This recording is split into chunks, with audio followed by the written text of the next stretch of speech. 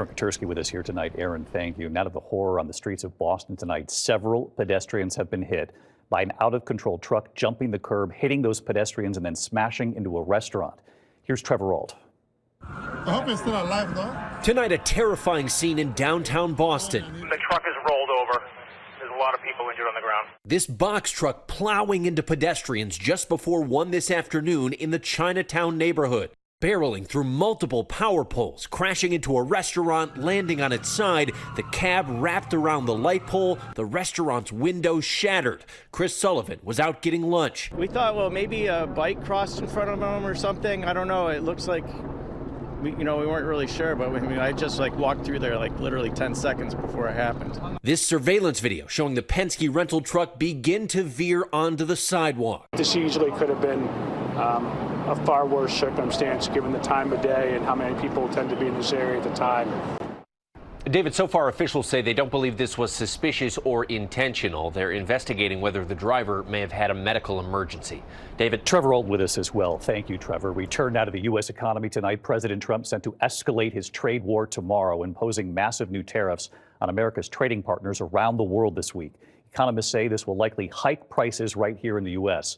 We're also following tonight these massive new federal firings, this time federal workers at the FDA, the CDC, among other health agencies. Here's our chief White House correspondent, Mary Bruce. Tonight, the nation and the world bracing for what President Trump calls Liberation Day. In less than 24 hours, the president set to reveal tariffs targeting America's trading partners, which could upend the global economy. They're reciprocal, so whatever they charge us, we charge them. The scale and targets of Trump's tariffs still unclear, but economists warn the cost to American consumers could be steep. Tariffs are taxes on imported products paid by American businesses, who then raise prices for consumers.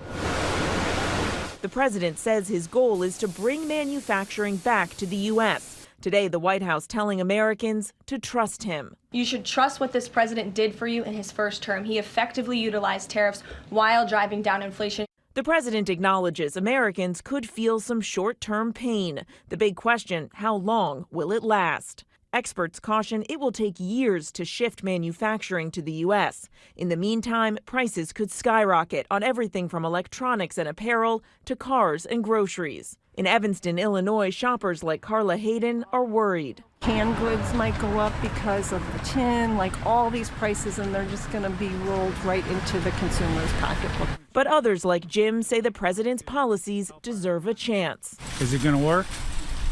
I hope so. I'm willing to give him a chance. It comes with another piece of Trump's government overhaul now underway. Outside government buildings today, long lines of health and human services workers waiting to learn if they've been fired. 10,000 layoffs beginning today. Many caught completely off guard, arriving to work only to find their badges cut off. Some top officials given just 24 hours to decide if they want to relocate to new jobs, thousands of miles away in Alaska. Among those fired, the FDA's top tobacco regulator, under whose leadership teenage tobacco use dropped to its lowest point in a decade. Also laid off researchers working on everything from drug use and mental health to reproduction and infertility, and most of the office that investigates workplace safety. Meanwhile, on Capitol Hill, a marathon protest of the president's policies.